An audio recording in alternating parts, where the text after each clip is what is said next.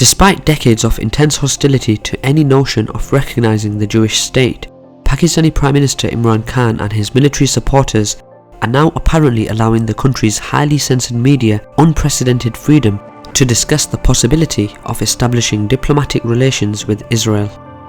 It seems the once taboo subject of reassessing the position on the tiny but powerful state located between the Jordan River and the Mediterranean Sea is more than ever part of mainstream discourse. I'm your host Kasim, and thanks for joining me on this very hot topic to discuss if Pakistan will recognise Israel. Just before we start, this video has been sponsored by Nippy Brands. NippyBrands.com is a brand new design service which provides bespokely made unlimited social media designs for a flat monthly fee. Whatever your design needs are, including logos, thumbnails, social media ads and more, Nippy Brands will design it for you at an incredible value for money subscription plan that you can cancel anytime. We have been using Nippy Brands to make our thumbnails and content for our Facebook page, which is going really well, and we highly recommend it. Please check it out on nippybrands.com and use the coupon code in the description for a £50 discount.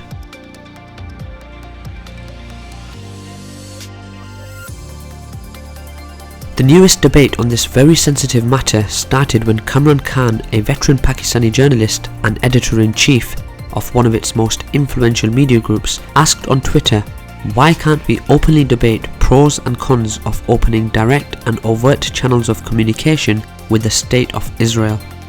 It is worth mentioning that such discussion has popped up on mainstream Pakistani media in the immediate aftermath of Imran Khan's meeting with Donald Trump on July the 22nd and growing Saudi ties with Israel.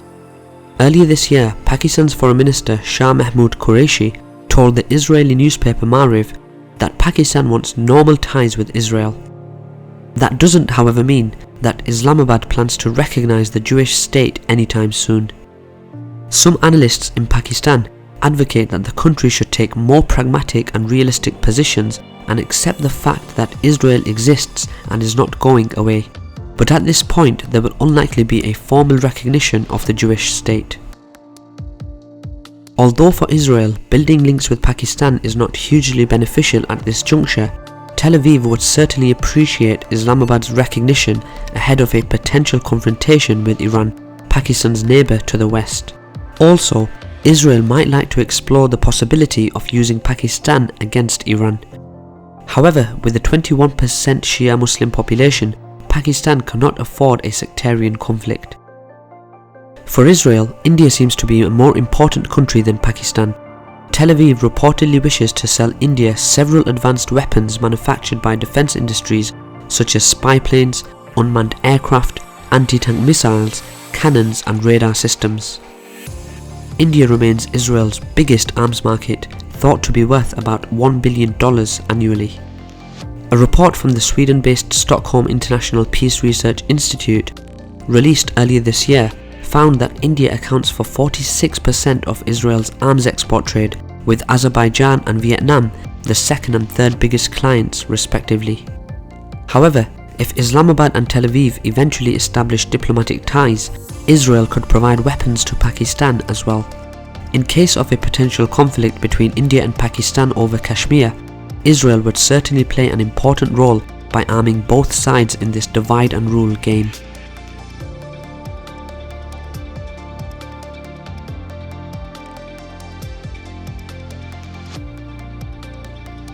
Several commentators in Pakistan have offered a list of advantages which recognition of Israel would bring to Pakistan. The list includes reduced risk of a strike against Pakistan's nuclear assets, access to Israel's military technology, and throwing a spanner in Israel's growing special relationship with India.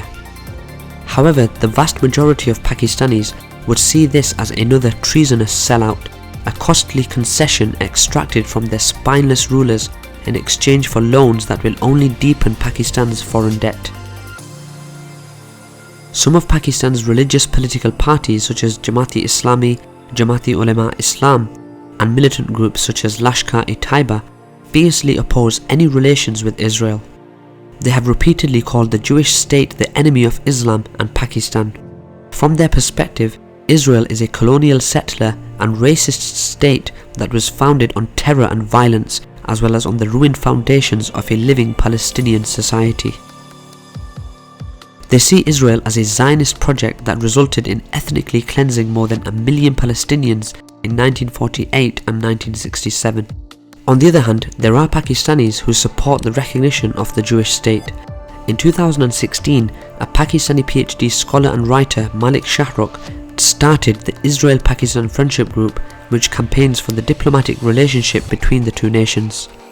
The highest-ranking Pakistani politician who advocated open diplomatic ties with Israel was the former President General Pervez Musharraf in 2003. Over the past 15 years, he has urged his country to initiate such a diplomatic move. Also, the Pakistani and Israel foreign ministers held their first ever publicly acknowledged meeting on September 1st, 2005 in Ankara, over 5 decades after the creation of the two states. In addition, several unofficial diplomatic exchanges have taken place between Pakistani and Israeli functionaries over the decades. At an official level, in the United Nations General Assembly session in October 1947, just 2 months after successfully founding a nation-state based on Muslim nationalism, Pakistan's first foreign minister, Zafarullah Khan, strongly opposed the idea of a nation-state based on Jewish nationalism. His argument was that unlike Pakistan, a Jewish state in Palestine would be an artificial result of immigration. Some analysts, however, argue that the Indian partition resulted in the largest mass migration in human history, and that Pakistan, who is less than a year older than modern Israel, was created as an artificial spin-off of India. It was in the 1990s, after the Oslo Records, that the question over Pakistani recognition of Israel first began entering the mainstream. However, it gradually became evident that even supporting the Palestinians would require some engagement with the State of Israel.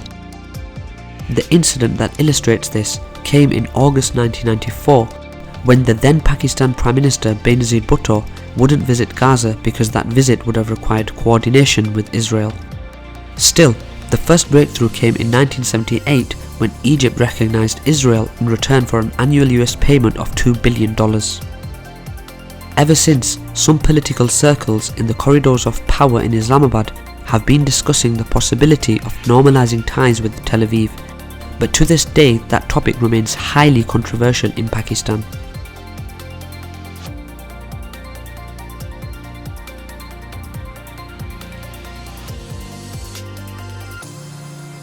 Pakistan cannot recognize Israel overnight, even if it wants to. There needs to be a trigger or an event of significance that will allow Islamabad to take such a step and stand by it. At this point, Pakistan is not in any rush to recognize the Jewish state, as the idea of recognizing Israel would prove suicidal for Prime Minister Imran Khan and the influential military generals. Any steps towards diplomatic ties with Israel will likely have to wait until Saudi Arabia formalizes relations with Israel.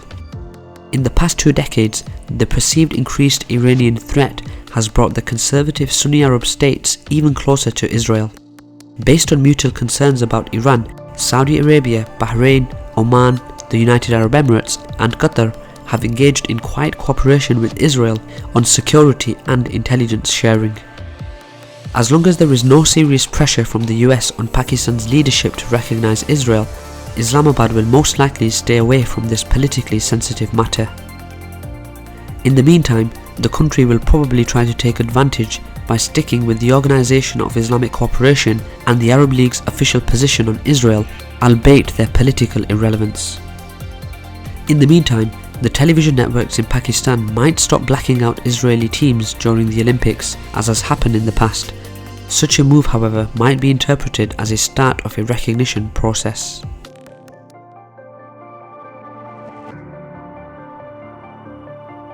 That's all for today guys, thanks for watching another KJ vid. We hope you enjoyed this video and would love to hear your thoughts in the comments below, especially if you are from Pakistan. Please don't forget to check out nippybrands.com, which is a brand new design service perfect for startups, entrepreneurs, charities and non-voluntary organisations who can benefit from this low-cost, unlimited design package to help improve your social media presence. As always, please don't forget to also subscribe on our website kjvids.co.uk and subscribe to one of our plans. That's all for today, thanks again and see you next time.